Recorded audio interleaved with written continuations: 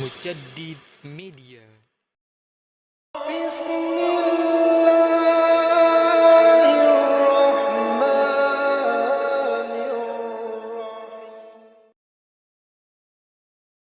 A'udzu billahi minasyaitonir rajim. Bismillahirrahmanirrahim. Wa id akhadna mitsaqakum la tasfikuna dima'akum wa la tukhrijuna anfusakum min diyarikum thumma aqrartum wa antum tashhadun thumma antum haula'i taqtuluna anfusakum wa tukhrijuna fariqan minkum min diyarihim tadhaharuna 'alaihim bil itsmi wal udwan wa iyatukum usara tufaduhum wa huwa muharramun 'alaikum ikhrajuhum afatu'minuna bi ba'dil kitab wa takfuruna bi ba'd fama jazaa'u man yaf'alu dzalika minkum illa khizyun fil hayatid dunya wa yaumal qiyamati yuradduna ila asyaddil adzab wa mallahu bighafilin amma ta'malun.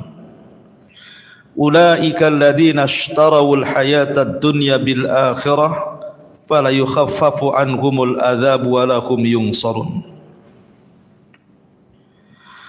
Dan ingatlah ketika kami mengambil perjanjian kepada kalian, janganlah kalian menumpahkan darah kalian dan mengusir sesama saudara kalian dari kampung halaman kalian, kemudian kalian berikrar dan bersaksi akan itu.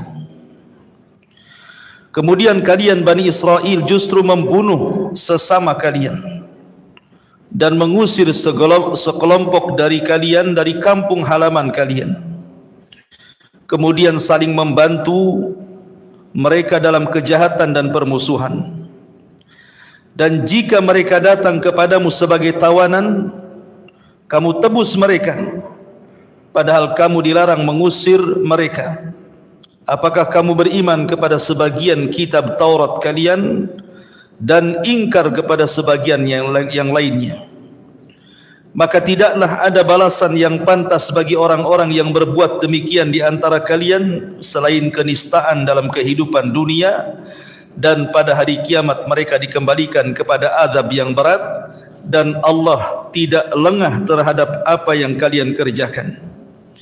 Mereka itulah orang-orang yang membeli kehidupan dunia dengan kehidupan akhirat, maka tidak akan diringankan azabnya dan mereka tidak akan ditolong. Taib. Ayat ini menjelaskan kepada kita masih tentang kisah Bani Israel dan juga orang-orang Yahudi yang ada di kota Madinah. Jadi kita tahu bahwa Bani Israel di zaman dahulu, sebelum ada orang-orang Yahudi di kota Madinah, mereka sudah berjanji untuk tidak mengingkari Taurat. Dan itulah perjanjian mereka. Kalau sampai mereka ingkari, maka akan turun azab kepada mereka. Lah janji itu terus berlangsung kepada anak turunan mereka sampai kepada orang-orang Yahudi yang ada di kota Madinah. Lah di antara perjanjian yang mengikat orang-orang Yahudi yang sudah turun-temurun dari nenek moyang mereka Bani Israel adalah dua perkara. Tidak boleh saling membunuh di antara sesama Yahudi, dan tidak boleh saling mengusir sesama Yahudi dari tempat-tempat mereka tinggal. Itu perjanjian yang disepakati. Makanya Allah Subhanahu wa taala mengatakan, wa id akhadna mitsaqakum la tasfiquna dima'akum wa la tukhrijuna anfusakum min diyarikum thumma aqrartum wa antum tashhadun. Dan ingatlah ketika kami mengambil perjanjian dengan kalian, janganlah kalian menumpahkan darah sesama kalian, dan jangan mengeluarkan, mengusir sesama kalian dari negeri-negeri kalian, dan kalian rela dengan perjanjian itu dan kalian menyaksikannya. Tetapi apa yang terjadi? Justru dua perkara ini diingkari orang-orang Yahudi. Di mana di kota Madinah itu yang ma'ruf itu ada Yahudi itu di zaman Rasul 3 kabilah yang besar. Pertama Bani Qunaiqah, itu yang paling besar. Kemudian di sana ada Bani Nadhir.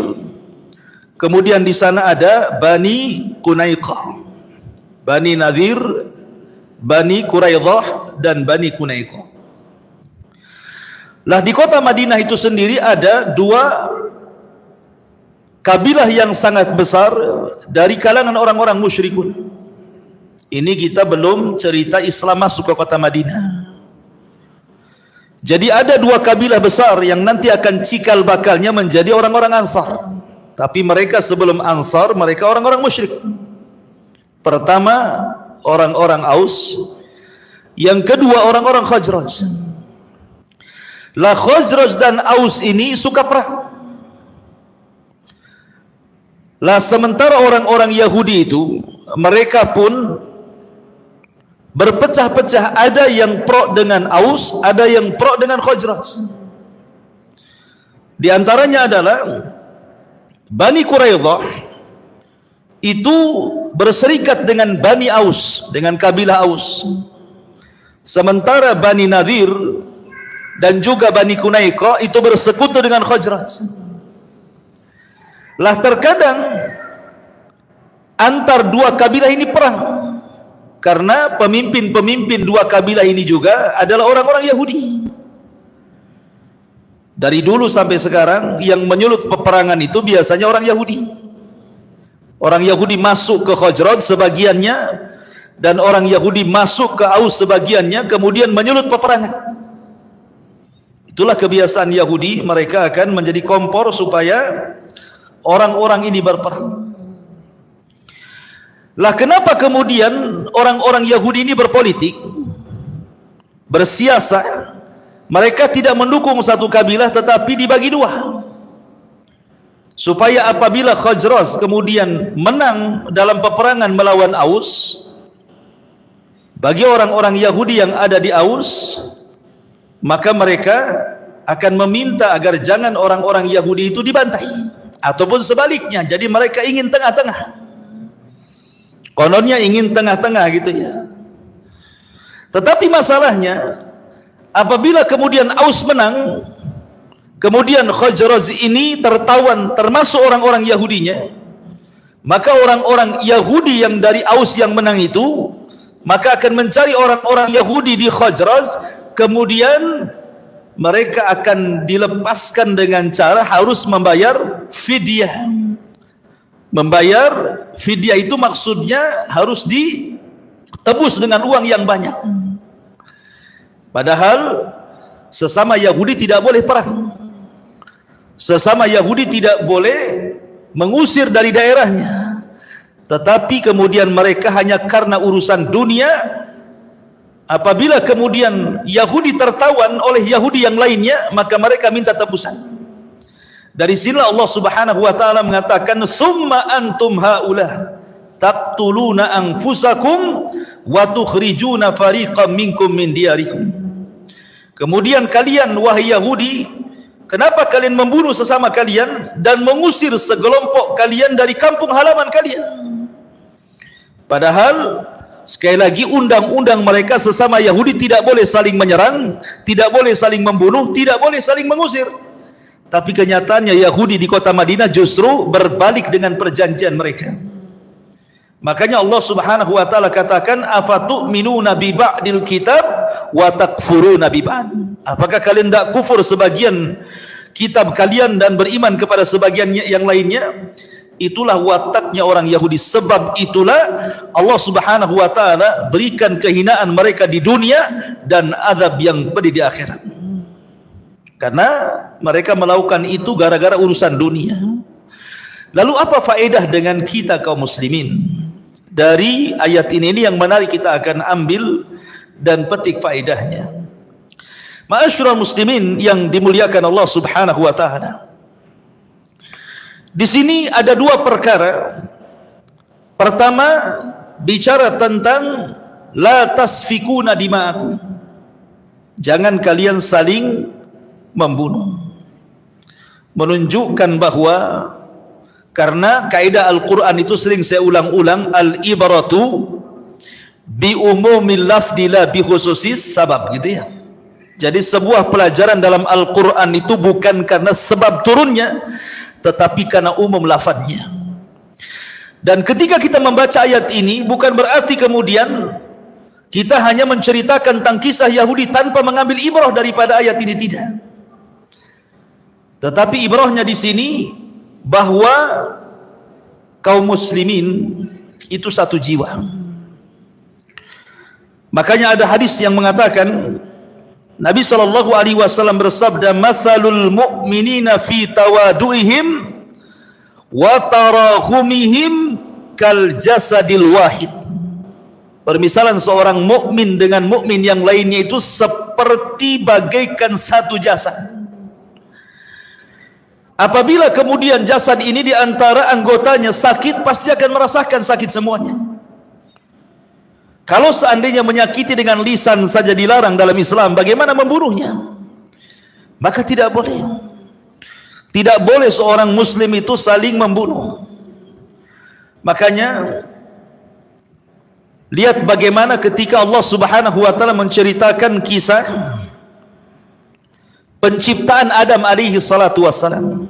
Apa kata para malaikat? Qalu ataj'alu fiha man yufsidu fiha wa yasfiku dima.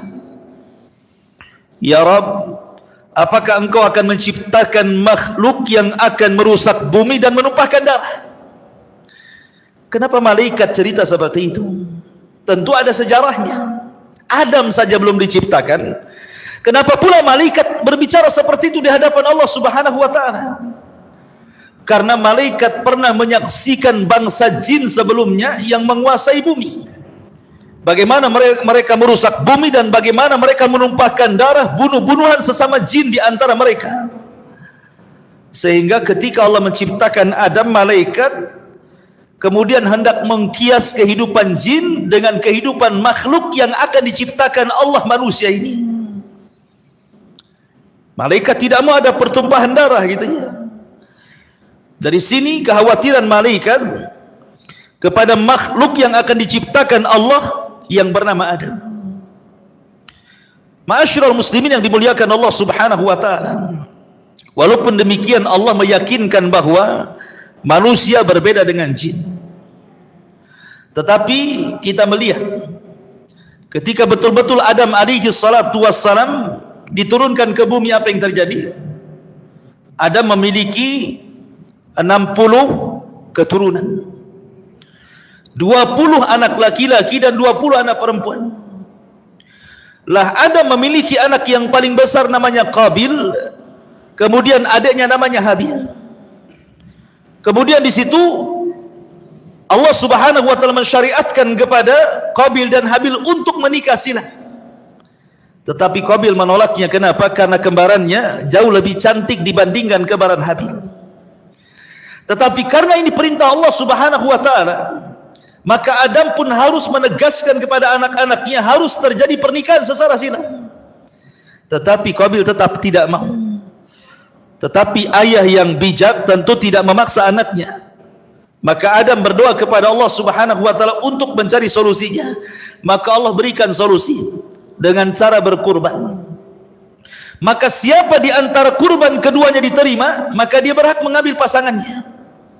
Maka Allah takdirkan yang diterima adalah korbannya Habil, dan Allah menolak korbannya Qabil. Lah Qabil yang tidak terima, akhirnya kemudian dia pun mulai mengancam adiknya dan mengatakan, la aqtulannak, saya akan membunuh kamu.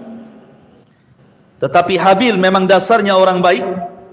Dia mengatakan, innama yataqabbalullahu minal muttaqin, la imbasatta ilayya yadaka litaqtulani ma ana bibasiti yadiya ilayka liaqtulaka inni akhafullah rabbal alamin. Dia mengatakan, hei Qabil, Allah itu hanya menerima korban dari hamba yang bertakwa. Kalau engkau ingin membunuhku silahkan, tapi saya tidak akan membunuhmu karena saya takut kepada Allah Rabb semesta alam. Inni uridu an tabu'a bi itsmi wa itsmika wa takuna min ashabin nar. Kenapa aku tidak hendak membunuhmu? Sengaja supaya aku kumpulkan dosaku dan dosamu, sehingga kau menjadikan dosaku terbebani, sehingga dosaku akan kubebani kepada dosamu, dan engkau akan menjadi penghuni neraka. Tetapi nasihat Habil diterima? Tidak. Qabil tetap membunuh Habil, dan inilah pembunuhan pertama yang terjadi di alam semesta. Sehingga Nabi SAW mengatakan, setiap orang yang membunuh, maka dosanya akan digabungkan kepada dosa Qabil yang pernah membunuh Habil, karena dia orang yang pertama kali memberikan contoh pembunuhan. Artinya pembunuhan sudah ada sejak zaman sebelum manusia diciptakan dan setelah Adam diciptakan terjadi pembunuhan. Ya. Ma'asyiral muslimin yang dimuliakan Allah Subhanahu wa taala. Kemudian era para nabi juga terjadi pembunuhan. Bahkan yang dibunuh itu bukan main-main para nabi. Siapa yang membunuh para nabi? Bani Israel. Mereka membunuh para nabi, dan itu digambarkan dalam Al-Quran. Innal ladzina yakfuruna bi ayatillah wa yaqtuluna an-nabiyya bighairil haqq. Sesungguhnya orang-orang yang kufur dengan ayat-ayat Allah dan mereka membunuh para nabi dengan tanpa sebab yang benar. Bahkan satu hari pernah dibunuh 70 nabi. Kita tahu siapa yang membunuh Yahya di penggal lehernya, Yahudi. Yang membunuh Zakaria, Yahudi. Yang mulai mengepung Nabi Isa tetapi tidak berhasil membunuh karena diserupakan orang yang dibunuhnya, juga Yahudi. Jadi orang-orang Yahudi soal membunuh itu sudah biasa gitu. Dan yang dibunuh itu orang-orang baik, para nabi. Dari sinilah maka Nabi SAW mengkhawatirkan kalau umatnya pun terjadi sama dengan apa yang terjadi di zaman sebelumnya. Dalam Hajjatul Wada, dalam khutbah yang sangat luar biasa, Nabi SAW sampai mengingatkan para sahabat Rasul dengan mengatakan, la tarji'u ba'di yadribu ba'dukum riqaba ba'din. Kata Nabi SAW, jangan sampai kalian berpaling dari ajaranku sehingga kalian akan saling membunuh di antara kalian. Subhanallah. Betullah apa yang disabdakan Nabi SAW ketika Umar bin Khattab radhiyallahu an bertanya kepada Hudzaifah soal fitnah. Ketika itu Hudzaifah salah paham. Yang dimaksud fitnah yang ditanyakan Umar itu, kemudian Hudzaifah menyebutkan fitnah peperangan, fitnah harta, fitnah keluarga. Kata Umar, bukan itu yang aku tanyakan, tapi fitnah yang besarnya seperti gelombang lautan dan tidak bisa dihentikan sampai kiamat. Maksudnya apa? Fitnah pembunuhan sesama kaum muslimin. Tetapi Hudzaifah mengatakan, tidak mungkin terjadi itu fitnah itu wahai Amirul Mukminin sementara engkau masih hidup. Tetapi kalau engkau sudah meninggal, maka engkaulah pintu fitnah itu. Maka betul ketika Umar bin Khattab meninggal dunia, pintunya sudah terbuka, maka yang pertama kali terjadi pembantaian sesama kaum muslimin adalah Utsman ibn Affan dibantai oleh orang-orang Sabaiyah. Di sini mulai terjadi pembunuhan sesama kaum muslimin. Kemudian setelah Utsman meninggal terjadi peperangan antara Ali dan Muawiyah. Bahkan sebelumnya antara Aisyah, Tolha dan Zubair dengan Ali radhiyallahu anhu dalam perang Jamal. Kemudian disusul dengan perang Siffin. Kemudian disusul dengan perang Nahrawan. Dan itu sesama kaum muslimin.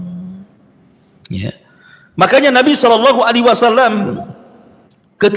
suatu ketika ditanya tentang fitnah ahlas, nanti di akhir zaman itu ada namanya fitnatul ahlas.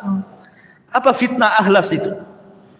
Nabi SAW ketika ditanya, ya Rasulullah, wa ma fitnatul ahlas, Rasul, apa fitnah ahlas itu?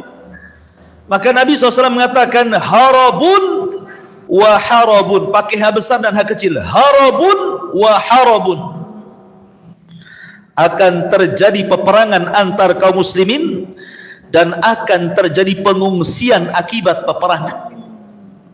Coba lihat hari ini, bagaimana Yaman perang, bagaimana Irak perang, bagaimana Suriah perang, dan negara-negara Islam perang sesama mereka. Terjadi pengungsian di mana-mana kan? Artinya bahwa apa yang disabdakan Nabi SAW 14 abad yang silam itu menjadi sebuah kenyataan gitu ya, bahwa perang ini tidak akan dihentikan sampai kiamat dibangkitkan. Makanya ini fitnah yang besar seperti gelombang lautan yang tidak dihentikan, kata Umar ibn al-Khattab radhiyallahu anhu. Ma'asyiral muslimin yang dimuliakan Allah Subhanahu wa taala, maka dari sini ada faedah la tasfikuna dima'akum, bahwa darah seorang muslim itu sangat berharga dalam Islam. Nabi SAW mengatakan, abghadun nas ilallahi salasatun, manusia yang paling dimurkai Allah itu 3 kelompok. Manusia yang paling dimurkai Allah itu 3 kelompok. Yang pertama, kata Nabi SAW, mulhidun fil haram, wa mubtagin fil Islam sunnatal jahiliyah, wa mutallibu damimri'in bi ghairi haqqin liyuhriqa damah. Yang ketiga langsung, dan seorang yang mengaliri darah kaum muslimin.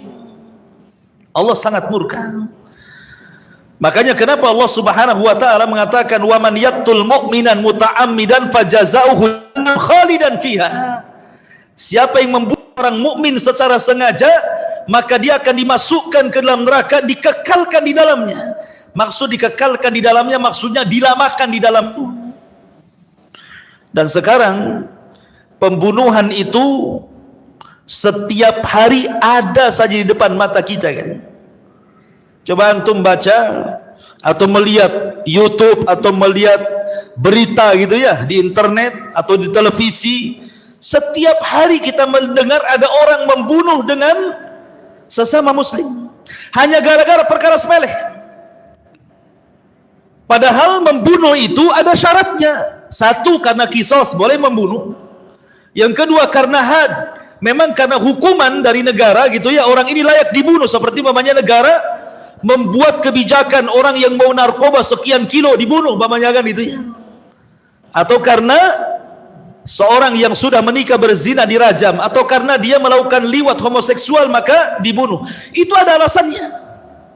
Tetapi di zaman sekarang ini terkadang persis yang disabdakan Nabi SAW, al-qatil la yadri fima qatal, wal maqtulu la yadri fima kutil. Orang yang membunuh bingung kenapa dia bisa membunuh, orang yang dibunuh lebih bingung lagi kenapa bisa dibunuh. Coba sekarang ya, gara-gara urusan parkir bunuh-bunuhan, urusan lahan bunuh-bunuhan, urusan waris bunuh-bunuhan, anak membunuh orang tuanya, orang tua membunuh anaknya, saudara membunuh saudaranya. Sudah biasa bagian itu. Belum lagi kecelakaan di jalan dan begitu seterusnya. Belum lagi yang bunuh diri, masya Allah gitu ya. Padahal Nabi SAW mengatakan, law anna ahlas samawati wal ardi ishtaraku fi dami mu'min la akabbahumullahu finnar. Kalau seandainya penduduk langit dan bumi bersatu untuk membunuh satu jiwa seorang mukmin, maka seluruhnya akan dimasukkan ke dalam neraka.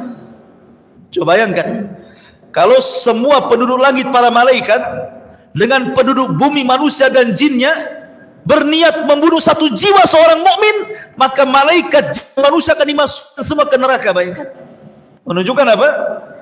Mahalnya darah seorang mukmin itu. Sampai-sampai Nabi SAW mengatakan, la aqtulannal ka'bata hajaran ahwan indallah min iraqati dami muslim. Sesungguhnya kalau seandainya ada orang yang merusak Ka'bah itu sebata demi sebata dihancurkan sampai rata dengan tanah, itu lebih ringan dosanya dibandingkan seseorang menumpahkan darah seorang muslim. walaupun atas nama apapun. Seperti namanya para teroris, mereka mengaku-ngaku ngebom itu atas nama Islam, atas nama jihad, atas nama la ilaha illallah, atas nama Allahu Akbar. Tapi kalau tidak ada alasan untuk membunuh, kemudian membunuh, tetap diharamkan dalam Islam. Ma'asyiral muslimin, makanya kenapa orang-orang Khawarij itu, Nabi SAW sampai murka melebihi murkanya kepada orang-orang musyrik. Ketika Nabi SAW Fatu Mekah, Mekah itu kan dikepung tuh oleh kaum muslimin. Orang-orang musyrik tidak bisa lari dari Mekah. Dan Nabi SAW melihat wajah-wajah orang-orang yang pernah menyakitinya sebelum hijrah. Melihat wajah yang pernah menyakiti dirinya, menyakiti sahabatnya, membunuh para sahabatnya. Dilihatnya satu-satu wajah itu. Tapi Nabi SAW justru memaafkan dan mengatakan, idhabu fa antumut tulaqah. Kata Rasul, pergi kalian sudah kumaafkan. Nah, bayangkan. Padahal Rasul melihat wajah-wajah orang yang menyakitinya saat pertama kali dakwah di Mekah, tapi orang-orang musyrik itu dimaafkan sama Nabi. Tapi lihat ketika Rasul bermuamalah dengan orang Khawarij, Rasul tidak pernah memaafkan orang-orang Khawarij. Apa kata Rasul? Fa idza laqitumuhum faqtuluhum fa inna fi qatlihim ajrun. Apabila engkau dapati orang-orang Khawarij dimanapun kamu berada, perangi mereka, karena dalam memerangi mereka terhadap pahala yang sangat besar. Rasul memaafkan orang musyrik, tapi Rasul tidak memaafkan orang-orang Khawarij. Kenapa? Karena ciri-ciri orang Khawarij itu yaqtuluna ahlal Islam wa yada'una ahlal awthan. Mereka membunuh orang-orang Islam, tetapi mereka membiarkan para penyembah berhala. Karena mereka membunuh atas nama Islam, atas nama Quran. Ketika mereka membunuh Utsman, mereka sambil mengalungkan Al-Quran di dada-dada mereka. Orang Khawarij itu ketika membunuh Utsman, Qurannya dikalungkan. Kemudian mereka mengatakan, inna hadha amara bihadha an yadriba bihadha kullaman la yu'min bihadha. Sambil ngangkat Quran, orang-orang Khawarij membunuh Utsman itu apa? Sesungguhnya ini maksudnya Al-Quran, memerintahkan untuk membunuh orang ini maksudnya Utsman, karena Utsman tidak pernah beriman dengan ini Al-Quran katanya. Al-Quran ajar. Akhirnya Utsman dibunuh atas nama Quran. Itu orang-orang Khawarij. Tetapi mereka sebenarnya bukan atas nama Quran. Mereka adalah kilabu ahnar, kata Rasul, anjing-anjingnya neraka. Ma'asyiral muslimin yang dimuliakan Allah Subhanahu wa taala. Maka di sini ada faedah tentang tidak boleh seseorang itu mudah menumpahkan darah orang lain. Kemudian juga Allah mengatakan kalimat la tasfikuna dima'akum. La di sini artinya nahi, larangan. Artinya apapun yang menyebabkan seseorang saling membunuh, seseorang saling berperang, maka ini lebih bahaya dibandingkan membunuh itu sendiri. Orang yang membuat fitnah, kemudian dengan fitnah ini terjadi pembunuhan, itu lebih bahaya dibandingkan pembunuhannya.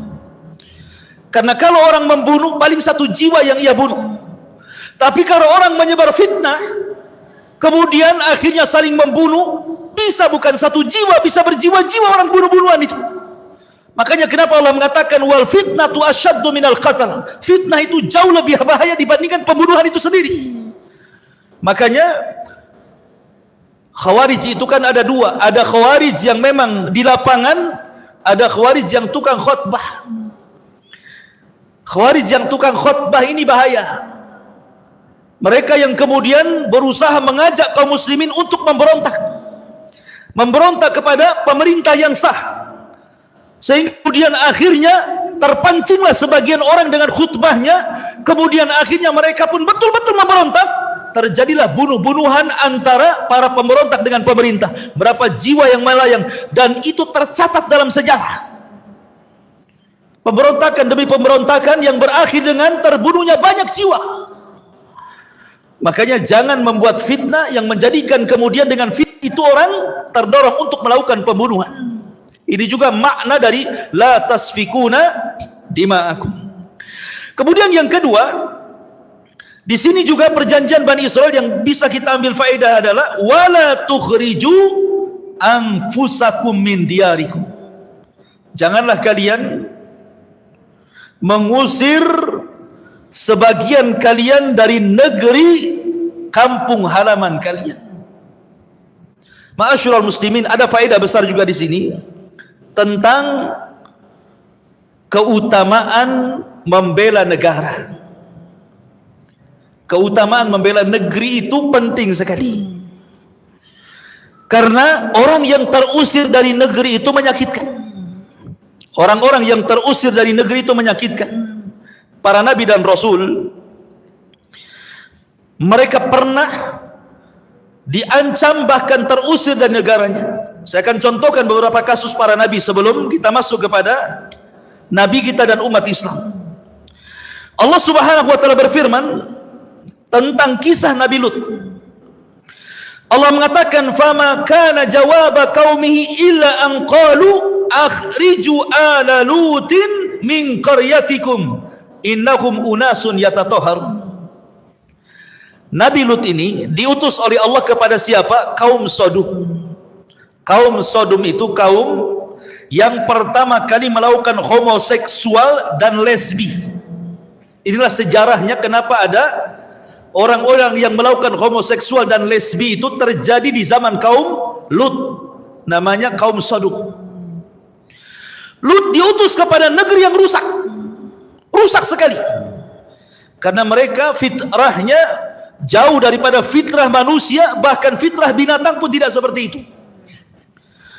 Lut berusaha mendakwai mereka. Tetapi apa jawaban kaumnya? Fama kana jawaba qaumi, tidaklah jawaban kaumnya dari dakwah Lut itu illa an qalu, kecuali mereka mengatakan kepada Lut, akhriju, keluarkan, usir Lut dan keluarganya min qaryatikum, dari negeri kalian ini. Innahum unasun yatatahharun, mereka adalah manusia-manusia yang sok suci katanya. Dibilang sok suci karena menolak tradisi mereka yang suka melakukan homoseksual dan lesbi. Padahal subhanallah, lihat bagaimana hukuman yang Allah Subhanahu wa taala berikan kepada kaum Lut. Allah angkat negerinya dengan satu sayap Jibril, kemudian dihujani meteor, mati semua, kemudian ditumpahkan, kemudian dibanting sampai ke bumi dan cekung dan menjadi laut, mati. Ma'asyiral muslimin yang dimuliakan Allah Subhanahu wa taala. Di zaman sekarang, subhanallah, betapa banyak orang-orang perempuan ingin jadi laki-laki. Bahkan sebaliknya, laki-laki pun ingin jadi perempuan. Bahkan sebagian mereka rela dioperasi supaya yang laki-laki jadi perempuan, yang perempuan jadi laki-laki. Dan mereka bukan orang kafir, mereka orang Islam. Mereka orang Islam. Bahkan setelah dioperasi pun mereka pun seolah-olah menampakkan keislamannya, pakai jilbab ya, pada laki-laki.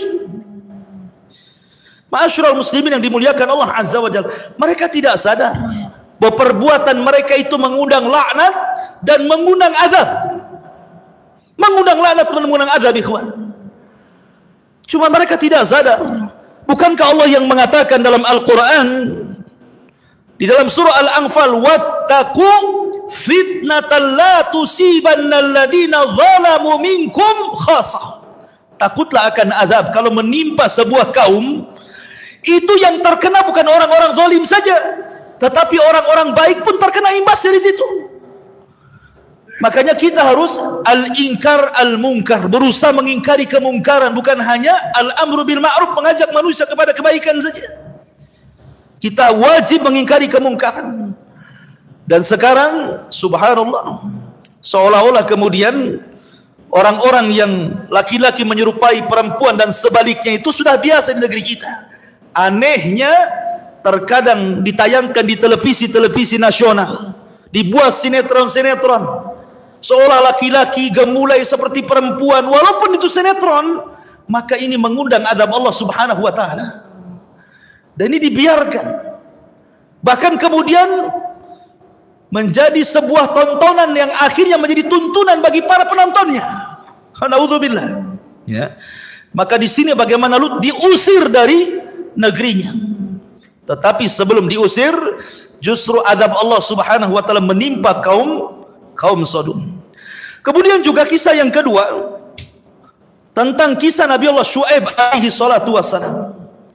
Allah berfirman, qala al-mala'u alladhina istakbaru min qaumihi lanukhrijannaka ya Syuaib walladhina amanu ma'aka min qaryatina aw la ta'udunna fi millatina qala awalau kunna karihin. Berkatalah para pembesar-pembesar yang mereka sombong dari kaumnya Nabi Allah Syuaib, kami akan keluarkan kau wahai Syuaib dan orang-orang yang beriman bersama kalian. Lihat bagaimana para nabi dipaksa untuk keluar dari negerinya. Lah apa yang dialami para nabi sebelumnya itu pun dialami oleh Rasulullah. Bagaimana Allah Subhanahu wa taala gambarkan dalam Al-Qur'an, wa idh yamkuru bikal ladzina kafaru liyuthbituka aw yaqtuluka aw yukhrijuk wa yamkuruna wa yamkurullah wallahu khairul makirin. Dan ingatlah ketika orang-orang kafir membuat makar kepadamu ya Muhammad, mereka hendak memenjarakan kamu, mereka hendak membunuhmu, dan mereka hendak mengusirmu. Dan Allah juga buat makar, dan sebaik-baik makarlah makar Allah terhadap mereka. Dan berhasil. Orang-orang kafir Quraisy berhasil mengusir Nabi SAW dan para sahabatnya. Persis seperti yang digambarkan oleh siapa? Waraqah ibn Naufal.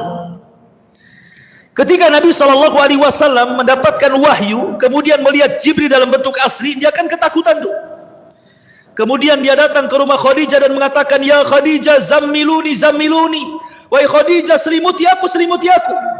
Maka Khadijah pun menyelimuti, kemudian menghibur Rasul dengan memuji kebaikan Nabi, sampai Rasul pun kemudian agak tenang. Besoknya dibawa ke siapa? Ke rumah Waraqah ibn Naufal ahli kitab. Kemudian bercerita. Apa kata Waraqah ibn Naufal? Qad ja'aka an-namusul akbar alladhi ja'a Musa. Wallahi la takdzibannahu wa la tu'adhiyannahu wa la tukhrijannahu wa la tuqatilannahu. Kemudian Waraqah mengatakan di hadapan Nabi SAW, la in ana adraktu dhalika al-yawm la ansurannallaha nasran ya'labuhu. Kata Waraqah, sesungguhnya makhluk yang bersayap yang kau temui itu wahai Muhammad, itu pernah mendatangi Nabi Musa alaihi salatu wasalam. Demi Allah, engkau akan didustakan, engkau akan disakiti, engkau akan diperangi, dan engkau akan diusir. Nabi heran. Kata Nabi SAW kepada Waraqah, ya Waraqah, saya ini orang baik. Orang-orang Mekah mengatakan saya ini sadiqul amin, orang yang jujur dan amanah. Mana mungkin mereka akan mengeluarkan aku? Kata Waraqah, ya pasti apapun yang kau bawa, pasti akan mengeluarkan siapapun yang membawa seperti apa yang kau bawa. Demi Allah wahai Muhammad, kalaulah seandainya kaummu itu mengeluarkan saat mereka mengeluarkan aku masih hidup, tentu aku yang akan membelamu. Tapi sayang 6 bulan setelahnya Waraqah meninggal. Tetapi apa yang dikatakan Waraqah menjadi sebuah kenyataan. Sampai-sampai Rasul ketika meninggalkan Mekah karena terusir dari Mekah, dia sedih. Bagaimana cintanya Rasul dengan Mekah, bagaimana cintanya Rasul dengan tanahnya sendiri, tanah kelahirannya. Antum pun kalau diusir dari Indonesia, sedih mau pergi kemana antum? Makanya Rasul sedih diusir dari negaranya. Apa kata Nabi SAW? Dia mengatakan, ma atyabaki min baladin wa ahabbaki ilayya walaula an qaumi akhrajuni minki ma sakantu ghairaki. Wahai Mekah, wahai Ka'bah, alangkah indahnya negerimu, alangkah sesuatu yang paling aku cintai darimu. Kalaulah bukan karena kaumku mengusirku, aku tidak mungkin meninggalkan Mekah ini. Sedih Nabi SAW meninggalkan Mekah. Makanya kenapa Allah Subhanahu wa taala melarang Bani Israel jangan mengeluarkan sebagian kalian dengan sebagian yang lain dari negeri kalian, karena keluar dari negeri itu berat sekali. Lihat bagaimana kasus Myanmar ya, kaum muslimin yang ada di Myanmar itu. Mereka terusir, akhirnya mereka terombang-ambing di kapal kan, meminta suaka ke negeri-negeri, ada yang tenggelam di lautan mati. Berat sekali mereka meninggalkan negeri. Jangankan antum diusir dari negeri, antum diusir dari perumahan saja, kemudian harus pindah ke perumahan lain, itu kali sedih banget gitu ya. Gimana dalam satu negara gitu kita diusir dengan ada yang lain? Dari sinilah maka pentingnya kita membela negara. Karena bagaimanapun kita hidup di sini. Kenapa Nabi SAW sampai kemudian membuat piagam Madinah itu bersama orang-orang Yahudi untuk mempertahankan Madinah dari musuh-musuh luar? Wajib mempertahankan dari para penjajah yang akan masuk kota Madinah. Dan itu ajaran Islam. Makanya kenapa dalam Islam itu kita dilarang untuk melakukan pemberontakan kepada penguasa. Bukan hanya memberontak, kita melakukan demonstrasi saja. Melakukan demonstrasi dalam rangka kemudian khuruj, dalam rangka memberontak saja tidak boleh, apalagi memberontaknya ya. Makanya dalam Islam itu, Islam mengajarkan kepada kita untuk hubbul watan, bagaimana kita mencintai negeri. Ma'asyiral muslimin yang dimuliakan Allah subhanahu wa ta'ala, lihatlah bagaimana kondisi orang-orang Ansar digambarkan dalam Al-Quran. Allah subhanahu wa ta'ala berfirman, lil fuqara'il muhajirin alladzina ukhriju min diyarihim wa amwalihim yabtaguna fadlan min Allah wa ridwanan wa yansuruna Allah wa rasulahu ulaika humus shadiqun. Bagi orang-orang yang fakir dari kalangan muhajirin yang terusir dari negeri mereka dan juga harta-harta mereka yang diambil. Subhanallah, orang-orang muhajirin ikhwan, mereka harus rela meninggalkan kampung halaman mereka demi menjaga agama mereka. Demi menjaga agama mereka, mereka rela meninggalkan harta mereka walaupun mereka berat ya. Makanya ketika para ulama membahas tentang seseorang yang, bolehkah seseorang yang sudah tinggal di negeri Islam kemudian hijrah ke negeri kafir. Pamannya orang Indonesia ini kan mayoritas Islam nih, hijrah pula ke negeri tetangga, negeri kafir, hidup pula di negeri kafir. Maka kata para ulama, lihat hadis Nabi SAW ketika menceritakan tentang keutamaan kota Madinah. Nabi SAW mengatakan, tuftahul Yaman qaumun yasubbuna fayatahammaluna bi ahlihim wa man ata'ahum wal madinatu khairul lahum law kanu ya'lamun. Negeri Yaman akan ditaklukkan, lalu akan datang suatu kaum yang menggiring hewan tunggangan mereka secara perlahan-lahan menuju lokasi tersebut dengan membawa keluarga dan orang-orang yang mentaati mereka, padahal Madinah jauh lebih baik seandainya mereka mengetahui. Dari sini ada faedah ikhwan, kalau kita berada di negeri Islam, masih lebih baik kita mati bersama orang-orang Islam walaupun dalam kondisi fakir, daripada kita bergabung di negara kafir walaupun kita kaya tetapi harus mati bergabung dengan orang-orang kafir. Di sini faedahnya kata para ulama, nggak apa-apa kita hidup susah di negeri Islam, tetapi kalau kita mati, kita masih dikuburkan oleh orang Islam, masih didoakan orang Islam, masih diletakkan di kuburan kaum muslimin yang menziarahi juga orang-orang Islam. Tapi orang mati di negeri kafir, lihat kondisi mereka ya. Siapa yang menziarahi mereka? Siapa yang mendoakan mereka?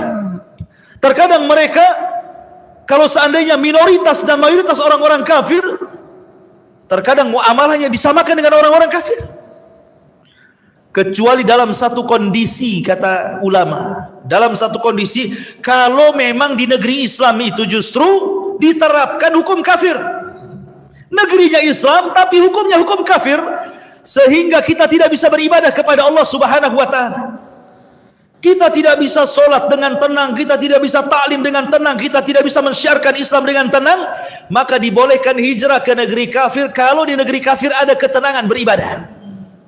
Seperti yang terjadi dengan para sahabat yang terusir dari Mekah akhirnya hijrah ke Habasyah.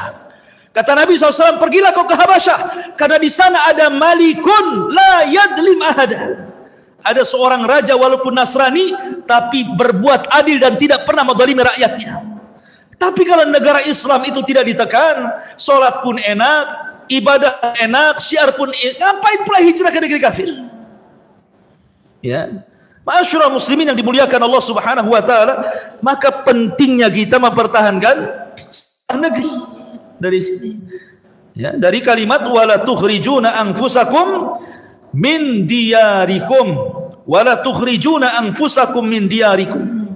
Dan janganlah kalian sesama kalian mengusir sesama kalian dari negeri kalian. Ya, ini pun salah satu faedah dari ayat ini. Kemudian juga ayat ini juga memberikan faedah yang terakhir agar kita kembali untuk mengimani Al-Quran secara utuh. Jangan seperti ahli kitab, jangan seperti orang-orang Yahudi, afatu'minuna bi ba'dil kitab wa takfuruna bi ba'd. Apakah kalian hendak beriman dengan sebagian isi Taurat dan ingkar dengan sebagian yang lainnya? Maka Islam mengajarkan jangan kita beriman sebagian Quran dan kufur dengan sebagian yang lainnya. Dan hari ini subhanallah, memang Allah tampakkan wajah-wajah orang munafik. Dari dulu di zaman Rasul, mengetahui ini munafik, ini enggak munafik susah. Di zaman Nabi itu, si fulan munafik, si fulan sahabat, susah sekali. Kalau bukan karena Jibril memberitahu Rasul si anu munafik, Rasul tidak tahu mana munafik. Saking bergabungnya orang munafik dengan sahabat, sehingga orang munafik dikira sahabat dan sahabat dikira munafik. Tidak bisa samar. Tapi hari ini subhanallah, para munafikin, orang-orang munafik itu justru memperlihatkan nifaknya. Mereka bisa berbicara di medsos, kemudian menghina Allah, menghina Rasul, menghina ayat-ayatnya, menubrukkan satu ayat dengan yang lainnya. La haula wala quwata illa billah. Mereka berani menistakan Allah terang-terangan, padahal mereka muslim. Mereka berani menistakan Al-Quran terang-terangan, padahal mereka muslim. Mereka berani menghina dan menistakan Rasul, padahal mereka muslim. Setiap hari kita melihat ada orang-orang yang mengolok-olok Islam, memojokkan Islam. Ma'asyiral muslimin yang dimuliakan Allah Azza wa Jalla, mau atau tidak mau, itu kita saksikan hari ini. Bagaimana orang-orang mulai hari ini banyak yang mencela Arab. Contohnya, Arab ini dicela. Nabi kita ini orang Arab, Quran juga bahasa Arab, Sunnah juga bahasa Arab, Arab pula dicela. Macam mana ikhwatu fillah muliakan Allah Azza wa Jalla, kita memahami Al-Quran dan Sunnah itu lewat bahasa Arab. Dan ilmu itu berasal dari Arab. Di mana Rasulullah? Di Arab. Di mana para sahabat? Di Arab. Semua di Arab. Mereka orang-orang Arab. Kalau kemudian kita secara mutlak orang Arab, maka Rasul termasuk orang Arab, para sahabat termasuk orang Arab. Tapi kalau yang dimaksud mungkin orang-orang Arab yang sesat, mungkin ya bolehlah kita katakan mereka adalah orang-orang sesat gitu ya. Tapi jelaskan, jangan kemudian dimutlakkan gitu ya dengan sebutan orang-orang Arab. Bahaya ikhwan. Ya.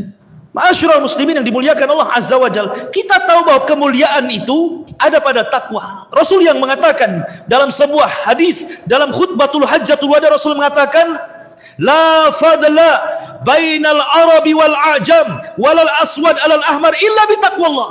Memang tidak ada keutamaan orang Arab dengan non-Arab yang membedakan takwanya. Tapi kita juga tidak boleh mencela. Walaupun tidak ada keutamaan Arab dengan non-Arab, yang mengutamakan mereka adalah takwa Allah Azza wa Jal, tetapi mencela itu tetap tidak boleh dalam Islam. Ya. Apalagi mencela secara umum.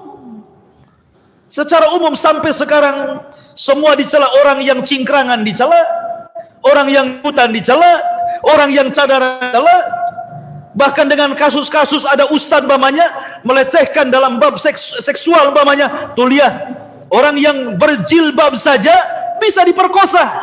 Mendingan saya tengok gini, tengok ini telanjang-telanjang, ini diperkosa. Na'udzubillah, ini perkataan setan nih. Mereka tidak imbang. Cobalah mereka imbang, insaf gitu ya. Orang-orang yang dilecehkan, yang membuka aurat jauh lebih banyak, cuma tidak diekspos saja. Ketika ada orang yang mungkin ini diekspos, langsung yang disalahkan Islamnya. Islam itu mengharamkan perzinahan, apalagi pemerkosaan. Itu oknum, kita celah oknumnya saja, tapi jangan ajarannya. Ma'asyiral muslimin yang dimuliakan Allah Azza wa Jalla. Maka ini terjadi di medsos gitu ya. Seolah-olah sudah terbuka kemungkaran di mana-mana. Ya, tentu kewajiban kita, Anda yang tahu bahwa ini penyimpangan, wajib kita membantah. Kalau tidak, ini akan jadi syubhat, dan syubhat ini tidak terbantah sampai kepada anak turun kita, rusak jadinya. Dari sini ma'asyiral muslimin yang dimuliakan Allah Azza wa Jalla, pentingnya kita kembali kepada Al-Quran secara utuh. Jangan beriman kepada Quran sebagian, tapi kufur kepada sebagian ajaran yang lainnya. Ma'asyiral muslimin yang dimuliakan Allah Subhanahu wa taala, ini diantara faedah surah Al-Baqarah dari 84 sampai 86. Wallahu a'lam bishawab.